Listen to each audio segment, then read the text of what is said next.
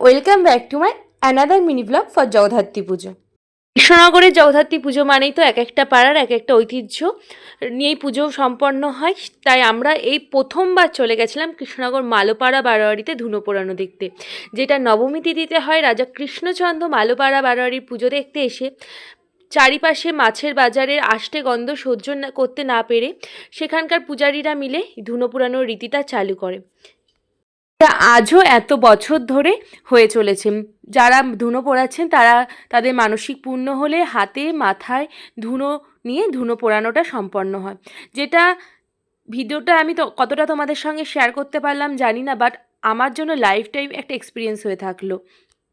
বৃষ্টিতে ভিজেও এত সামনে থেকে এত সুন্দর একটা জিনিস দেখাকে মিস করতে চাইনি, তাই ওই বৃষ্টির মধ্যে ভিজেই কিন্তু পুরোটা দেখেছি। মানে এত সুন্দর, সেটা ভিডিওতে বা কথায় বলে বোঝানোটা সম্ভব নয়। কিছু বলার নেই, শুধু তোমরা দেখো, দেখে হয়তো কিছুটা বুঝতে পারবে কীরকমভাবে হচ্ছে জিনিসটা।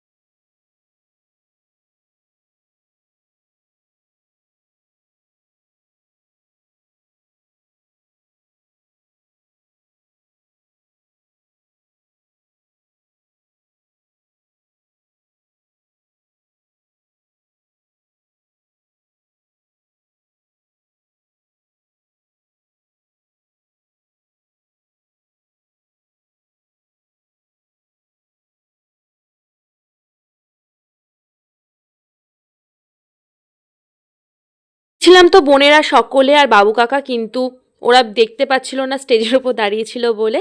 বাট আমি আর মুন তো পুরো সামনে থেকে দেখেছিলাম, দেখে ওখান থেকে সোজা চলে গেছিলাম মেজো মাকে দর্শন করতে।